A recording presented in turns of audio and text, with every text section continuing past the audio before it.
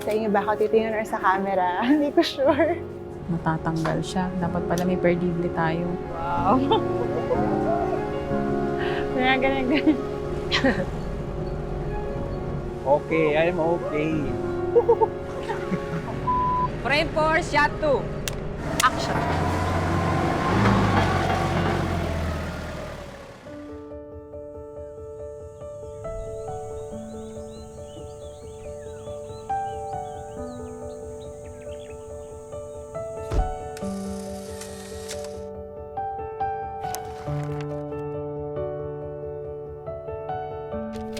It's my wife. She often asks our friends coming in from the United States to bring in bagfuls of tissue paper because she's very sensitive to tissue paper. Because of that, we came to realize maybe we should make it for you and for other people who are also looking for hygienic tissue paper.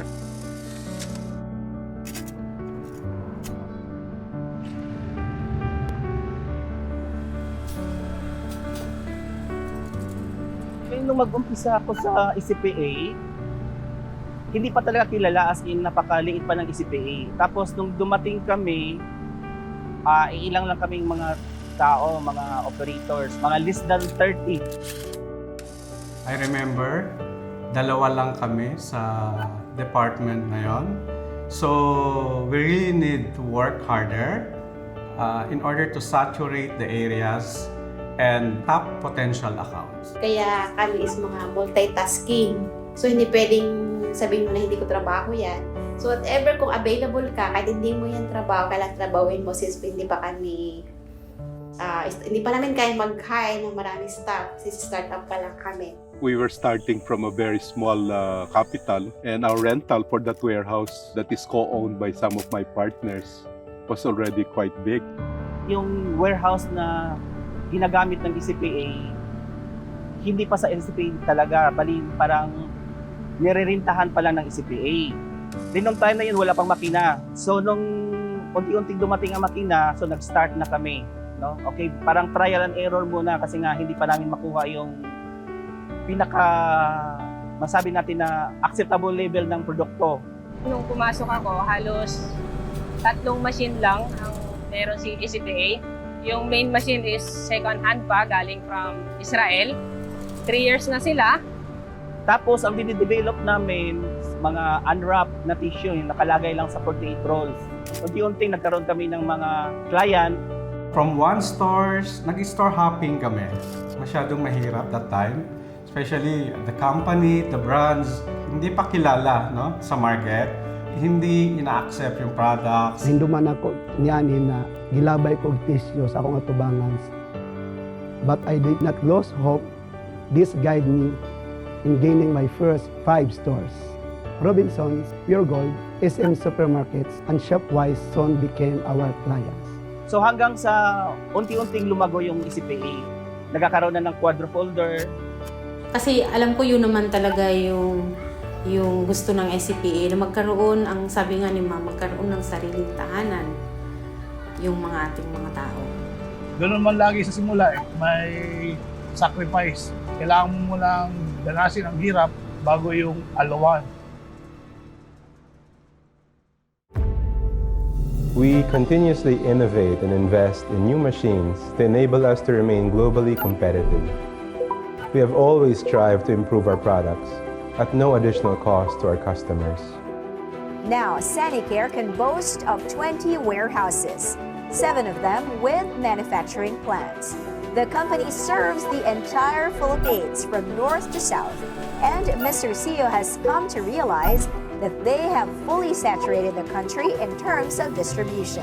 Instead of business or making money, we really have to make a footprint that will be recognizable.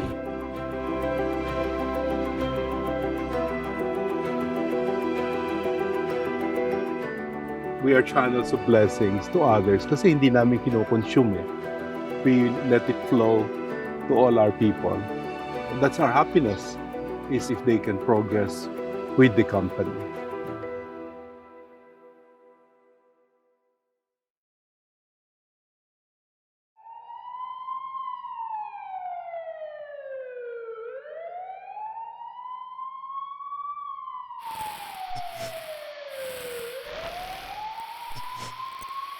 financial crisis that almost led them to bankruptcy, a major fire that had them contemplating on quitting, and a massive flood that destroyed their newly inaugurated plant.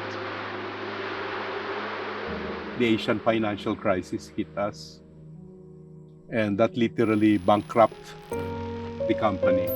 We had to refinance. Always throughout these problems, topmost in my mind are the 11 people I invited to join us. How can I tell them, ay, sarado na tayo, wala na kayong trabaho? I mean, I cannot do that.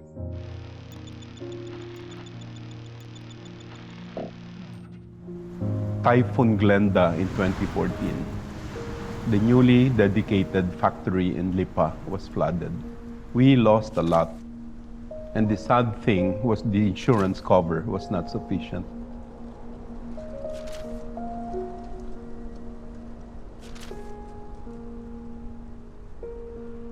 The next was our big fire of 2012. And again, the same reason. We could not tell our people. At the time, we were already about 500. We could not just tell them na we're closing shop, hanap na kayo ng trabaho. We had the fire and tapos na. So we had to again refinance and start all over again.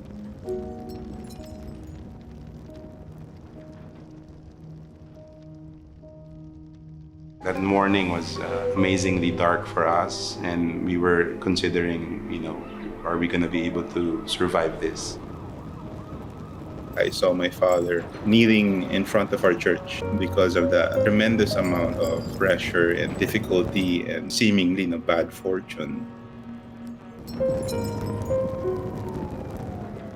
So we went there, we saw the fire. It was huge, huge fire.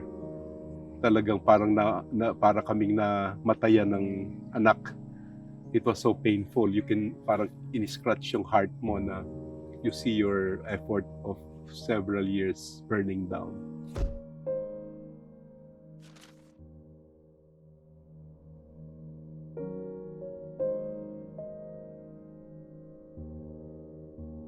Naiyak kami lahat kasi akala namin that time wala na kaming trabaho. Pinakita pa rin nila na okay lang yan guys, makaka-survive pa rin tayo.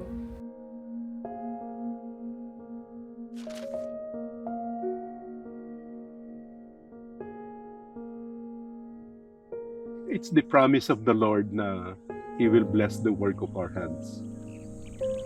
And always thinking about our people. I don't have the face to tell them na sarado na tayo. So we had to do everything to restart up and claim the promise of God that He's going to bless the work of our hands. The Lord was really good to us. That fire forced us to modernize.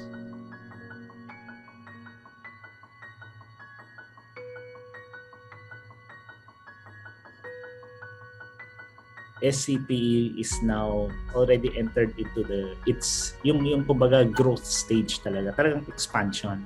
It has already captured the majority share in the tissue market. So ngayon, it's opening other fields. So kumbaga nandoon na siya sa expansion at saka diversification stage.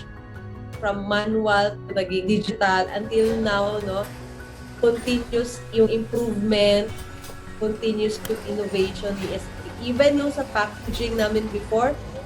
When I first joined the company, I think the first thing I looked at was our packaging because that was all our marketing budget could afford. I saw there was a lot that we could improve.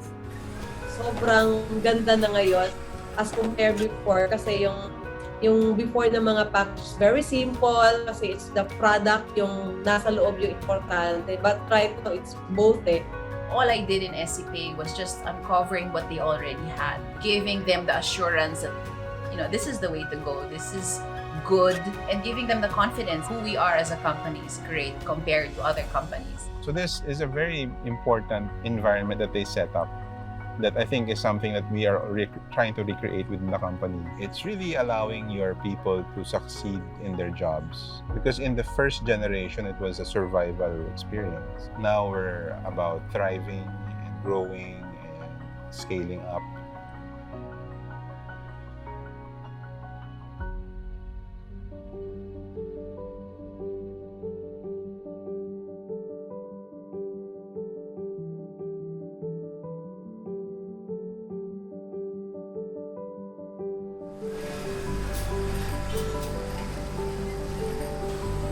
One of the things that I noticed sa SCPA was the vision of the company. RCS decided to start the company with his goal of providing employment for the people.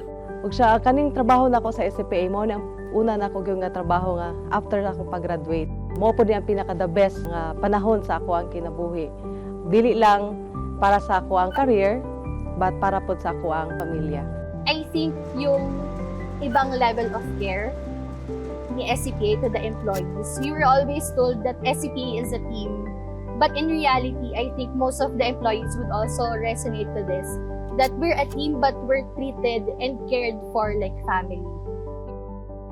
We really never stopped operations during the pandemic. We ensure their safety na we provide them with shuttle services, we provide food supplements. Yung employees din namin need work every day so they can continuously provide for their families. I think yung psychological safety is one of the biggest things talaga, na secured yung mga tao na hindi sila mawawala ng trabaho. We find it very secure to be in this company alone. Kasi nga, andun yung malasakit, pagmamahal. And mararamdaman mo na hindi ka nila pinababayaan. They're always there to support you. Na tatanungin ka pa mismo, anything I can do to help you. Kasi nga kung maganda, maayos ang trato sa'yo ng may-ari, hindi mo maiisip na umalis eh. I think because of the community and the spirit of togetherness in this, na you were never left alone in whatever you're doing. After my initial interview, I felt like hindi ko na gustong mag-apply elsewhere. Parang a part of me feels na I really wanted to work for SCPA.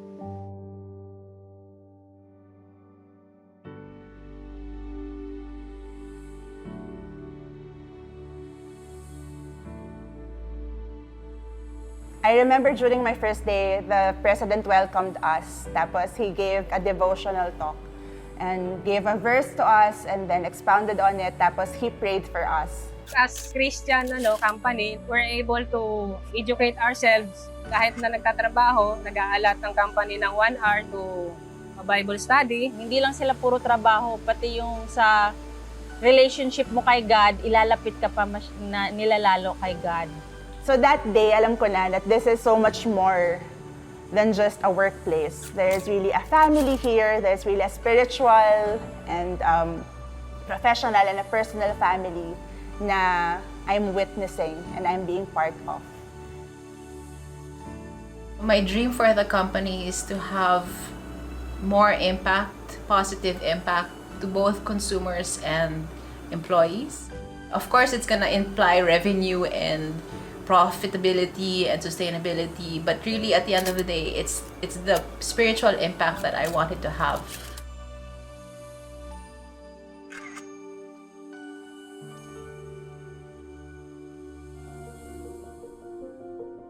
My contribution as president and CEO is mostly what our core focus is, but the core values never change. We're transforming SCPA to be a learning organization because our family has always been learning. Kaming mga managers talagang inalagaan ng SCPA in terms of learning and development. And until now, I'm happy na nakikita ko yun with the new generations. High regard ni SCPA for a learning culture. Our employees would not feel na parang they're stuck. We get a unique conversations with our bosses. So it's not limited to ano yung ginagawa mo every day. Hindi siya limited sa kung ano na yung mga na-accomplish mo na tasks, but deep dives even to your interest, even to what's happening in your life. Sa ibang company kasi, pag nililipat ka, ibig sabihin you're not performing. But on your side, nililipat kita because I see the potential in you na you can handle everything, you can fix and masustain mo yung needed na kailangang gawin sa isang department. We have a saying in SCPA that you never get promoted, you just get more work. Meaning, if I give you more work, you should be happy. Because that means I think you can do it. I think you can deliver. You should accept those opportunities, those challenges na binibigay sa'yo ng company kasi nandun yung trust nila sa'yo. Hindi kami tinatrato na just employees. We're being treated as assets. in the company. Tinitingnan nila yung ano mo, kumbaga yung achievement mo. Parang hindi ba katulad sa iba na parang binabaliwala, binibigyan na ng importansya. So, parang good job. May mga ganon-ganon silang ano.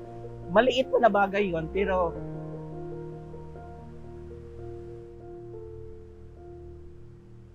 okay yun. Okay. Yun lang.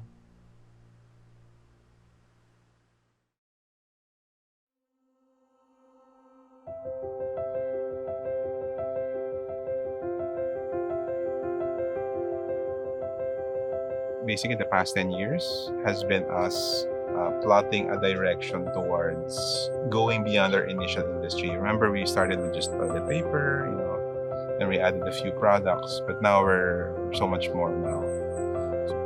The future looks brighter po, ay angkop na angkop po dito sa organization na to. Because the company continues to innovate the products that would help the Filipino people. As we gear towards the future, we also gear up our culture. Every time they buy these products that we have, all these brands that we have, they know that they're supporting not just these brands to grow, but they're supporting a company that actually supports so many other individuals. So I think letting this story unfold and letting this story known by so many people is already something that contributes to lives. The more na lumalaki ang SCPA, the more na mas marami silang matutulungan na tao, mas marami silang mabigyan ng trabaho. To sum all of it, our service, passion, client-centered principles, and accountability, it's great love for what we do and the people we do it for. It's no longer about me or the founders anymore. Of course, certainly we're spearheading it, but it's also about them reaching their potential so they can help us get there.